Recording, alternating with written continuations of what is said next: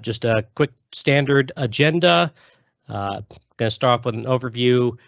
We have some acronyms and system component definitions. Let's start with a brief overview. So Hitless VSF and service software upgrade. So this is a high availability feature for stacked CX 6300 switches that provides software upgrades, keeping all member ports up and forwarding traffic for the entire duration of the upgrade. This is made possible by a change to the, an enhancement to the VSF feature to allow the stack conductor to change its role from conductor to standby without the reboot that was previously required. So if you recall, in previous releases of AOS-CX, the enhanced software upgrade process allowed you to do software upgrades for a stack with only one member required to reboot. Now with 10.13 going forward, no member of the stack has to reboot at any point. So in 10.13, Hitless VSF ISSU obviously supports CX 6300 VSF stacks, upgrades to newer software versions within the same major release.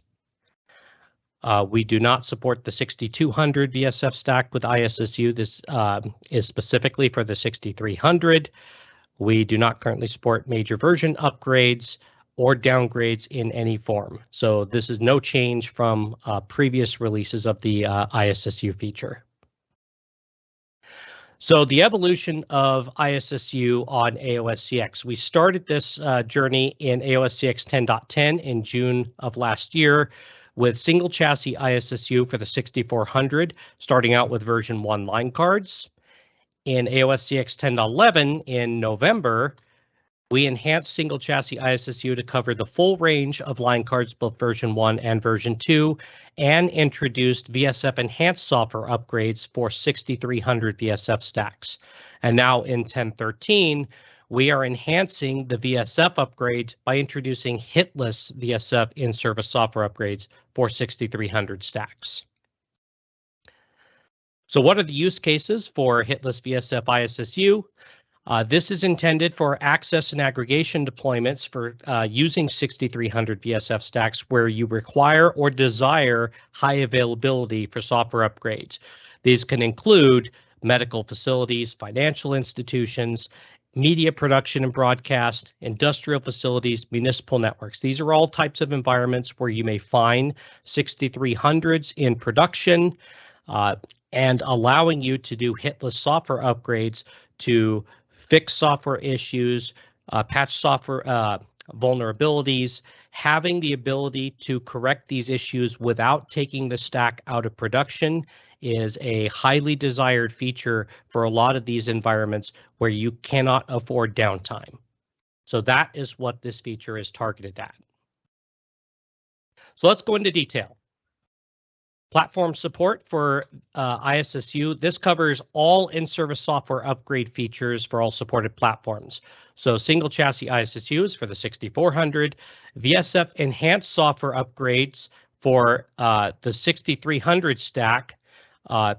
If you're running 10.11 or 10.12 and you use the ISSU feature, you're doing an enhanced software upgrade. If you're running 10.13 or later, you are automatically using Hitless VSF ISSU. There's nothing special you have to do. It's based on the software version that the switch is running at the time you run the upgrade. So once you upgrade to 10.13, you automatically get the benefits of Hitless VSF ISSU. And we have the minimum versions for each feature and platform listed below. So the high-level sequence for VSF ISSU. So it is an orchestrated upgrade process, just like single chassis and enhanced software upgrade, that has a number of high-level steps that are being performed as part of the upgrade. First, we validate that the system is ready to conduct the upgrade. We upgrade the standby and member modules. In this case, that's the standby and member roles within the VSF stack get upgraded first. Upgrade line module services, where we transition the data state in memory for certain system processes and restart those processes without taking down any ports or protocols in the system.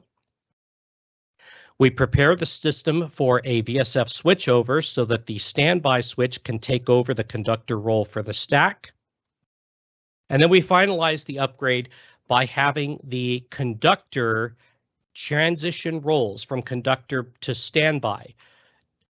Now it's worth noting CLI syntax and behavior for upgrades of 6300 stacks on 10.11, 10.12, and 10.13 is identical for the first 4 steps. The first change in the process happens at step 5, and the difference between the two is for VSF enhanced upgrades, the conductor will reboot after the VSF switchover, and its ports will go down for the duration of that reboot. Whereas for Hitless VSF ISSU, the conductor will change roles to standby while keeping its ports up and forwarding traffic for the duration. So the first step, we perform a system state validation. So we ensure that all stack members that are connected to the stack are fully booted and operating normally. The VSF topology is a ring. The standby is present in the stack and synchronized with the conductor. We only have supported VSF member types in the stack, which as of 10.13 is all currently released switches. The software image in the active boot bank matches what the stack is actually running at the time, and that the image in the alternate boot bank is capable of performing an ISSU upgrade. No ACLs, policies, or class applications are in a failed state. The startup configuration matches the running configuration, and the previous upgrade has been confirmed if there is a rollback timer enabled from the previous upgrade that was executed.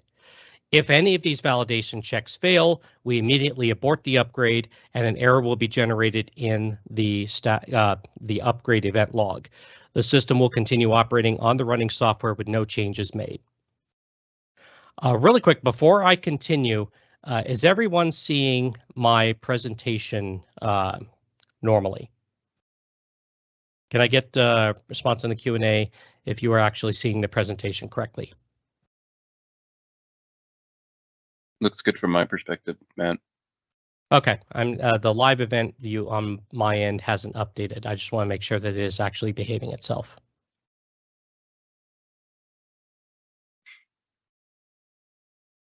Okay, I'm going to presume, based on the lack of response, that it is actually showing up correctly. So let's go ahead and continue. So once we passed all the validation checks, now we actually start the upgrade, and we start by updating the ISSU state in the database on the conductor, which will actually start the upgrade process on the standby and members. So we create a, excuse me, a row in the database, the VSF high availability daemon, which orchestrates the upgrade on the, all members of the stack, will create a row in the database pointing to the file system location of the software image that will be used for the upgrade.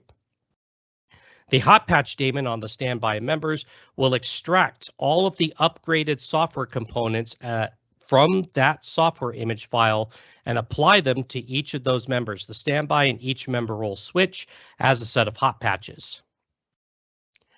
Once that hot patching process is complete, it will update the database state on the conductor to indicate that hot patching on that member is complete. And then once hot patch application is complete on all members of the stack, then we will begin the database migration process. We start that by stopping all non-critical control and data plane daemons on the standby and members.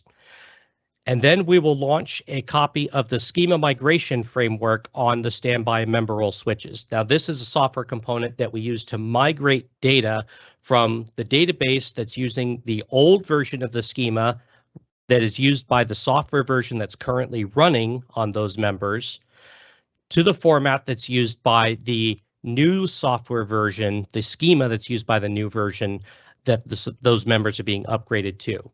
So we use that to migrate data from the databases running on those members for the initial migration. Then for the standby specifically, we will use a schema migration framework instance to migrate information from the conductor's database to the standby's database. And then once in the last step of the process, when we do the conductor upgrade, then we will use a copy of this framework to migrate the data on the conductor's database to the new version. So we start the database migration. We create a temporary database instance on the standby and members and use the schema migration framework to do a minimal sync from the old database to the new database. We terminate the old database and the schema migration framework instance, and then we start a new permanent database on each of those members and then do a reverse sync from the temporary database to the new database. And then we terminate the temporary DB. Once we've done that initial database migration, we're done with all of the member role switches. The focus at this point is on the standby and getting data migrated over from the conductor.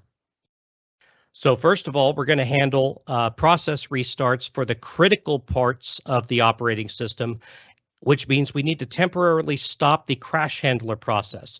Under normal system conditions, if you have a critical system process terminate unexpectedly, the crash handler will kick in and reboot that member to recover the system. In this case, we are temporarily halting that process to allow us to restart those processes in the background without requiring us to reboot those systems. Once we finish those restarts, then they will connect to the new copy of the database that's running on the standby. Worth noting that the hot patch daemon running on the system will not be restarted until the very end of the process because it is also used to upgrade the software on the conductor in the last step. Once we've done those critical daemon restarts, we restart the crash handler process, and then the high availability daemon will update the member state for the standby and members in the conductor's database to indicate that we're ready to proceed to the next phase of the upgrade. During this part of the process, you may observe a minimal interruption traffic forwarding, generally going to be less than 1 millisecond during the upgrade process on the standby and members. Step 3, upgrade line module services. This is where we perform the migration of system state for the remaining processes on the standby and members. So once we get the database migration on those members done, we freeze the stack data plane by terminating connections from processes running on the standby and members to the database on the conductor, along with halting MAC learning and link scanning on all members. After this point, the only processes that are connected to the main database on the conductor are processes running on the conductor itself. Everything else is connected to the database on the standby. We freeze the system state by cloning off a copy of the old database that's still running on the conductor, the main stack database, into a clone we call the ISSU cache. It's a temporary static database that we use to migrate stack data from the conductor to the new database on the standby. We start a new schema migration framework instance on the standby and use it to migrate data from the ISSU cache to the database on the standby.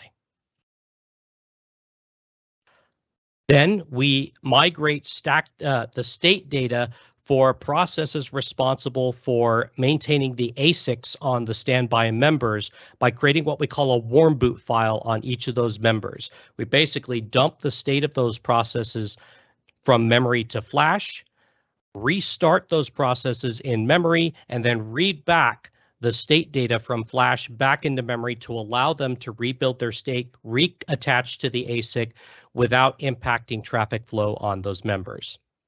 Once that's done, the standby will take over the stack IP address that's used for database synchronization so that all processes on the rest of the stack, when they connect to their database to get the configuration for their processes, they'll be connecting to the standby instead of the conductor.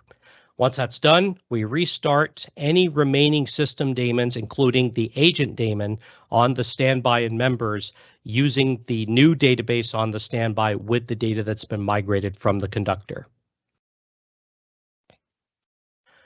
At this point, the standby and members are effectively upgraded and running the new software version. The last portion of the process before we do the role change and the switchover is to get any remaining data from the main database on the conductor into the database on the standby. Because remember, before the previous step, there are still processes running on the conductor that are updating the main database, and we want to make sure we capture all of that information in the standby's database before the standby takes over operation of the stack. So we do a last gasp database sync from the main database to the standby database via the schema migration framework, excuse me. And then once that final sync is complete, the stack is ready for switchover. So the final step, we finalize the upgrade. The conductor will update its ISSU state to HA failover, which triggers a number of steps. The conductor sends a VSF takeover control packet to the standby. When the standby receives that, it assumes the conductor role and takes over operation of the stack from the old conductor. The old conductor will stop most of its control plane and data plane daemons to prepare for its own software upgrade and role change. We do not take any ports down on the conductor, so this is the major difference between enhanced software upgrades in 10.11 and 10.12 and Hitless ISSU in 10.13. We upgrade the software on the old conductor using hot patching, the same as we did on the standby and members in the previous steps. We performed the same database migration process on the conductor that we did on the standby and members with the temporary database, minimal sync, and then reverse sync to the new permanent database. And once that migration is done, we restart the critical daemons on the old conductor. We now initiate the role change, so the old conductor now assumes the new standby role. We simulate a reboot by purging a set of files that are normally cleared out when a system reboots. We initiate database sync between the new conductor and the new standby. And once that database sync is complete, the ISSU state in the database on the new conductor is updated to steady state. We restart the hot patch daemon on all stack members. And at this point, the upgrade is complete. So we resume normal operation on the new software version with the new conductor being the taking over full operation of the stack. So when the upgrade is complete, you will notice that the standby and conductor will have swapped places. This is exactly the same as what happens in an enhanced software upgrade. The only difference in this case is that no member actually had to reboot as part of the process. The ISSU rollback timer. So this is an optional feature that is disabled by default that starts when ISSU is completed. So it is configurable, so you can set a specific value between 30 minutes and 1 day, 1,440 minutes. When you complete a software upgrade with the rollback timer enabled, the timer will trigger as soon as the upgrade is complete. You have to run the ISSU update software confirm command before the timer expires. If you do not, then the rollback will automatically occur and reboot the stack to the previously running version of the operating system. Worth noting that you also have to execute the confirm command before you can initiate a further software upgrade.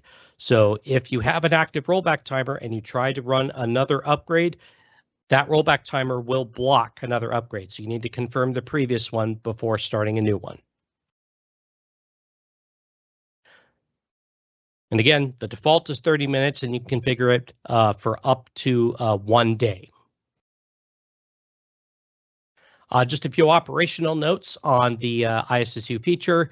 There are some operations that are not allowed during ISSU, and there are certain system monitoring things that are not updated during the ISSU process. First of all, we do not allow configuration changes. This is enforced by configuration lockout for the duration of the upgrade. We do not allow stack member topology changes. That includes member addition, removal, or replacement. We do not allow link state transitions, and we do not allow button presses. During an upgrade, we do not update temperature monitoring values, power consumption values, or LED system state indicators, MAC learning, and MAC changes via gratuitous ARP. It's worth noting that if you try to perform a disallowed operation on the left-hand column during the upgrade, that may result in an upgrade failure and a potential reboot of one or more stack members and the consequent traffic impact.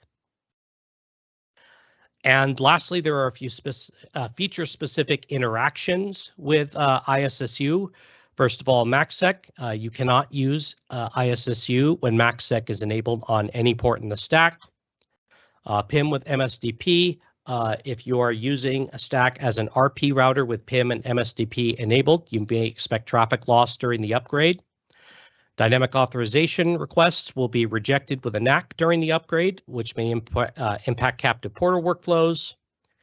BFD is only recommended if you're using it with failure detection time greater than 6 seconds and a scale of less than 64 sessions. And NAE may be momentarily disrupted during the VSF switchover. So how do you actually use ISSU to upgrade a stack? The first step is to identify the active boot bank for the stack. So which one of these boot banks, primary or secondary, has the running software image? In this example, the active image is the primary. And then you're going to load your new software image to the alternate boot bank, so the one that is not the active image. So if your active image is the primary, you're going to load the image to the secondary boot bank instead, or vice versa. Don't accidentally copy it to the active boot bank, because this will block ISSU, because the active boot bank has to keep the same software image because that's used for recovery in the case of an ISSU error, or rollback post-upgrade if you are using the rollback timer. Once you're done copying the image and it's been written on the conductor, it will automatically sync in the background to the remaining members of the stack. So this will take a couple of minutes. While that sync is taking place, you will not be able to initiate an ISSU upgrade. So you have to wait for that sync to be completed. Validate ISSU readiness. So you can run a set of manual validation checks by using ISSU update software validate command. It gives you a pass-fail status for each validation check. If you have a pass for all conditions, then the system is ready for ISSU. If any of the checks fail, you will not be able to initiate an upgrade, and you'll need to resolve the issue of the failed validation check before trying the upgrade and validation again. And then you can show the results of the last run validation check using show ISSU validation. As an optional step, you can configure the rollback timer from the configuration context. Note that there is no feedback when you run the command. It will just execute without output. You can optionally configure a specific wait time if you'd like a timer greater than the default 30 minutes. And you can see the status of the rollback timer in the output of show ISSU. So it will say not configured if the timer is disabled. If you've configured the timer but it's not actively running, it will say not started. And if the timer is active because you have just finished an upgrade, then it will show the time remaining in minutes, as in the example here. So to actually start the upgrade, once you have the new image in the alternate boot bank, it's been synced to all stack members, use the ISSU update software command. If you have the rollback timer enabled, it will show you that warning message as shown here. It will run a set of validation checks automatically, and then once those validation checks are done, then the update will actively start. You can monitor ISSU process while the upgrade is running using show ISSU. If you'd like that to run automatically, as I'll show you in the demo, you can use the repeat command with an optional delay so you can have it run every specified number of seconds. Now, once the VSF switchover occurs, you will be disconnected from your active session. So whether you're connected via SSH to a management session or via the switch console, you will be disconnected from that session when the VSF switchover occurs, which means you'll need to log in to the old standby, which is the new conductor, to continue monitoring the process. Then once the upgrade is complete, then if you have the rollback timer enabled, you will need to run the ISSU update software confirm command before the timer expires. Otherwise, the whole stack will reboot to the previously running version. If you'd like to run an upgrade via REST API, you could run ISSU validation checks using the patch method with the software update validate true option. And you can initiate an upgrade via the REST API using the software update start method with the patch API call. So with that, I'm going to show a quick demo of what a hitless VSF ISSU upgrade looks like. So I have a recording of a stack upgrade here. I have a 3-member stack with IXA traffic running through all 3 members, both IPv4 and IPv6 traffic. So I'm going to go ahead and start that video. So we're going to go ahead and start with a set of validation checks to make sure that the stack is ready for the upgrade. We see that all validation checks have passed. So go ahead and start the upgrade, save the running configuration to startup, and now I'm going to go ahead and start the show ISSU monitoring so that we can keep an eye on the process. And I'll go ahead and do repeat delay 2. So this will repeat the command every 2 seconds, and you can see the iteration at the top line so that we can see how long the process has been running. So we can see we've done the validation checks, and we are in the process of upgrading the standby and members. We'll skip ahead a little bit to a bit later in the process. So at this point, we're restarting the critical daemons on the standby and members after the database migration. And you notice there's a little bit of a frame delta in the traffic monitoring on the bottom. We're running 100,000 frames per second for both IPv4 and IPv6. So 75 frames is about 0.7 milliseconds. So it's a very minimal traffic impact there. A whole lot less than a conductor reboot, which would take about 3 to 5 minutes. So we'll go ahead and skip ahead. So here we have, we're upgrading line module services. So we finished hot patching and database migration on the standby and members. And in this step of the process, we're actually relaunching the agent daemon on the standby and members, which is responsible for programming the ASIC. Once that's done, we do prepare for switchover. And here we can see on the left, the VSF switchover has occurred, which means our console session on that member, the old conductor, has been terminated. So we switch over to the old standby on the right, which is the new conductor. We log into that, and we go ahead and continue monitoring the process, show ISSU, go ahead and do the same repeat loop. One thing I'd like to note is that you saw that message briefly being printed to the standby's login console. That is a telltale sign if you're connected to the serial console on a booting switch. That message being printed to the console, and you'll see it momentarily on the left, is a telltale that that system is now fully up and running and ready to accept management sessions. So we can see here on the top right, the upgrade is now complete. We saw that message on the left. The old conductor is now up and running as the new standby. And we can see from the traffic statistics on the bottom, we had for the entire duration of the upgrade on all 3 stack members, we had a grand total of 0.7 milliseconds of traffic impact. So very, very minimal. So that is the VSF ISSU demo. A few best practices for VSF ISSU.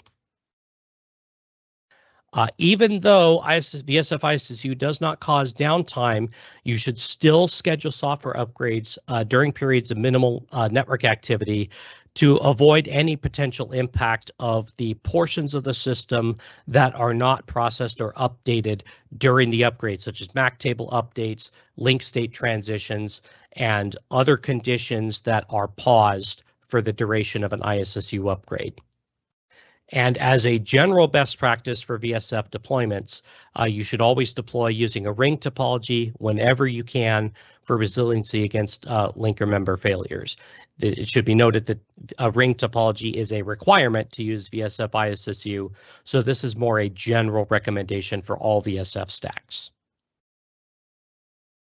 Troubleshooting hitless VSF ISSU.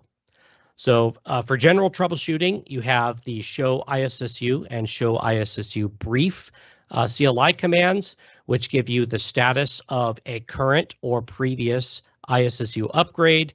If there have been any errors associated with a recent upgrade that may have caused an upgrade to be aborted, those errors will be printed to the last ISSU result line, and I'll show you some examples of that in here in a bit. Show ISSU brief only includes the top section of that output.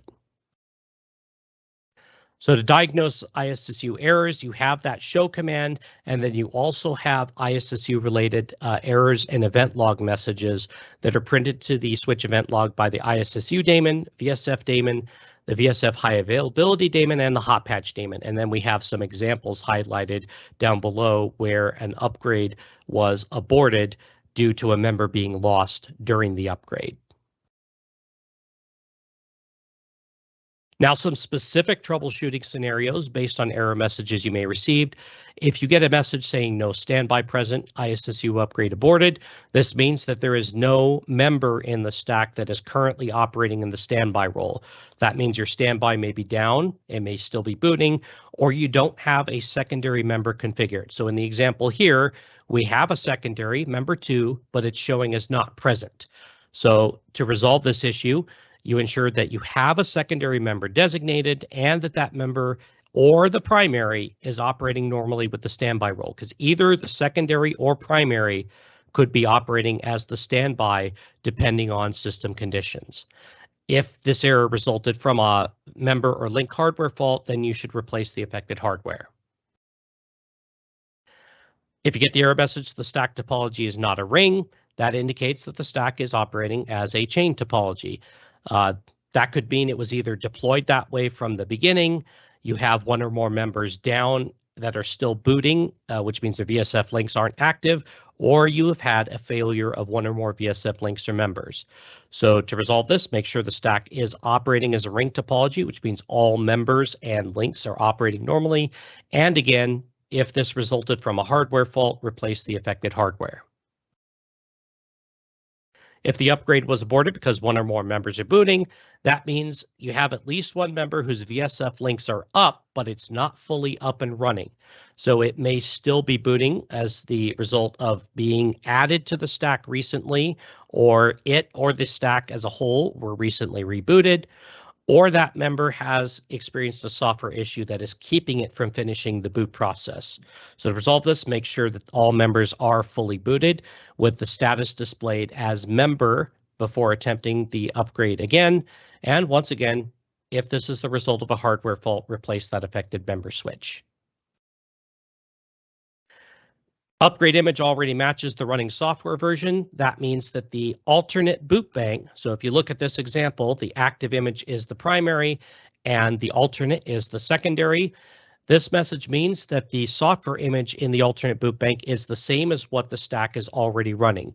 So to resolve this, make sure that you put the upgrade software image in the alternate boot bank in Flash and wait for it to be synced to the remaining members of the stack. Active image no longer matches the running software version. This means that the software image that was copied to the stack was inadvertently copied to the active boot image rather than the alternate boot bank. So to resolve this, recopy the running version of the software image to the active boot bank and then copy the upgrade to the alternate boot bank instead. File synchronization is in progress. This simply means that the software image that was recently copied to the conductor has not yet finished syncing in the background to the remaining members of the stack. So to resolve this, simply wait a few minutes for the software image sync to be completed before running the upgrade or validation checks again. Some additional resources for Hitless VSF ISSU. You have the user guide, which is the AOS-CX 10.13 fundamentals guide, specifically for the 6300, 6400, Chapter 10, configuration and firmware management, in the in-service software upgrades section of that chapter. So that is Hitless VSF ISSU. I want to thank you all for coming along with me on this ISSU journey.